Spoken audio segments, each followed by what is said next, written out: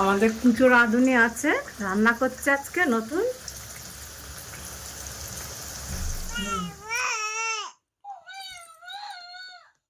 Hello everyone, আমি গৌরী। আরও একটা নতুন ভিডিওতে তোমাদের সবাইকে স্বাগত।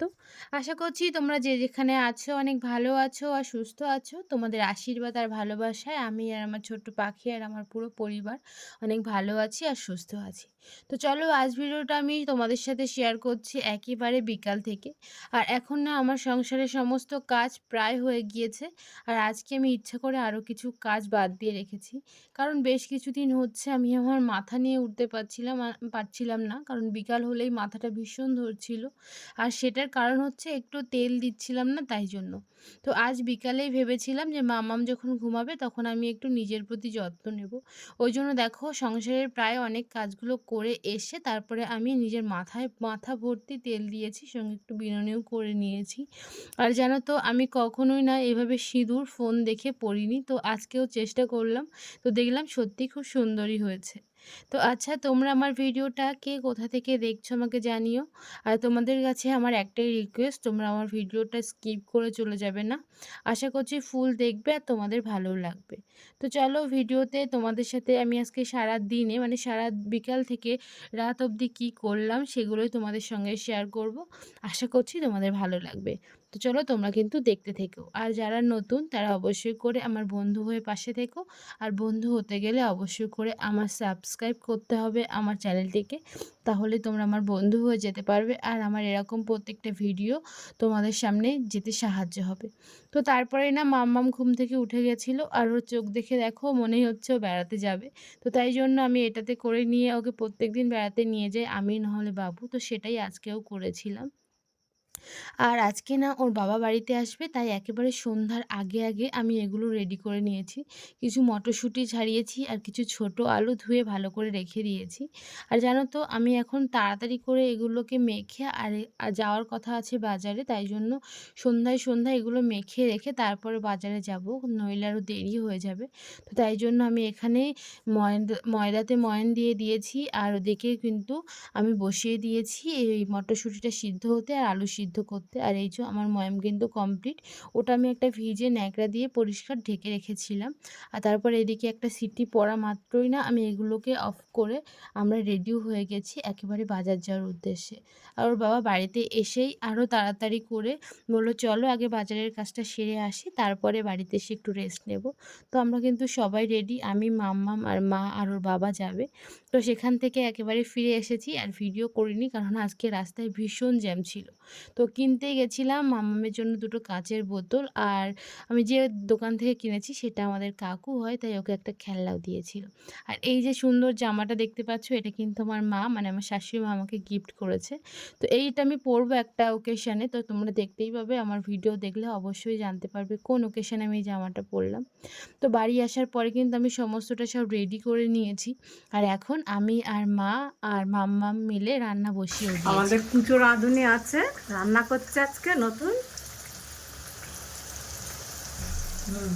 তো তোমাদেরকে তো আগেই বলেছিলাম যে মা আজকে আলুর দমটা রান্না করবে। আমি সমস্ত মশলা সমস্ত কিছুই করে দেবো, শুধু মাই রান্না করবে। কারণ মা এইসব রান্নাগুলো না ভীষণ সুন্দর করে আর খেতে খুব টেস্ট হয়। আর এদিকে দেখো কচুরিটা আমি করছি।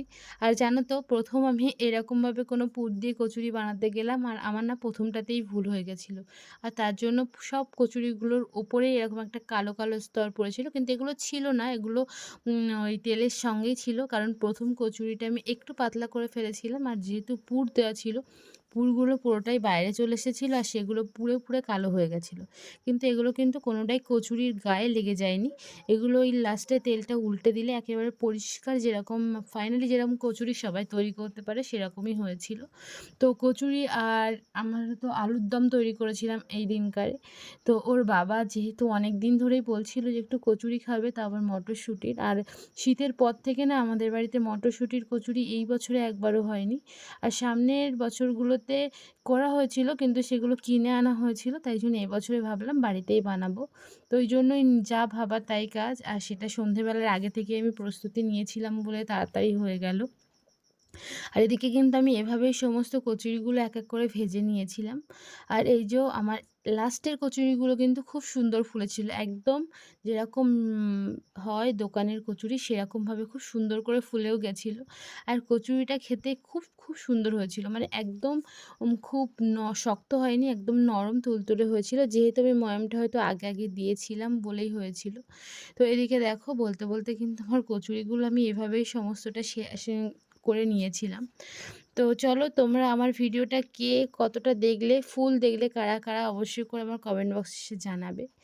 আর তোমাদের ভালোবাসে না আমি এরকম আরও অনেক ভিডিও তৈরি করতে সাহায্য পাই, মানে করতে পারি। তো এদিকে দেখো আমাদের কিন্তু রান্না কমপ্লিট। আর এই যে সঙ্গে একটু মিষ্টি আর সঙ্গে সালাড আমি কেটে নিয়েছিলাম আর সবাই খাচ্ছিলাম। আর এখন না মাম্মাম ঘুমিয়ে পড়েছিল আর তখনই আমরা খেতে বসেছি। আর সত্যি বলছি তরকারির সঙ্গে কচুরিটা জাস্ট আও লেগেছিল। তোমরাও করে খেতে পারো। আর তারপরে মাম্মাম ঘুম থেকে উঠে যাওয়ার পরে ওকে তো এটা দিয়েই আমরা রাগাই। তো ও রেগে যাচ্ছে আর ও কথা বলছে। তো এইভাবেই আমরা আজকে দিনটা কাটালাম।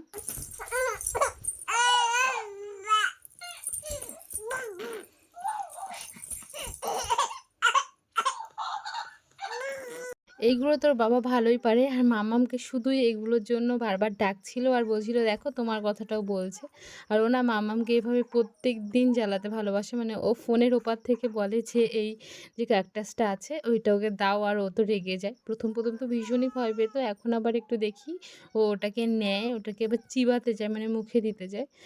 কিন্তু ওকে দেওয়া হয় না, কারণ ওটাতে অনেক কিছু লেগে থাকে আর ওটা আমি এমনি সাজিয়ে রাখি শোপিস হিসাবে। তো যখন ও এরকম একটু ফ্রি মাইন্ডে থাকে তখন আমরা ওটাকে দিই আর দেখি ও বেশ ওটার প্রতি অ্যাট্রাক্ট হয়। তো চলো আজ আমাদের ভিডিওটা এই পর্যন্তই, দেখা হচ্ছে অন্য একটা ভিডিওতে। ততক্ষণ পর্যন্ত তোমরা সবাই অনেক ভালো থেকো, নিজেদের খেয়াল রেখো, টাটা।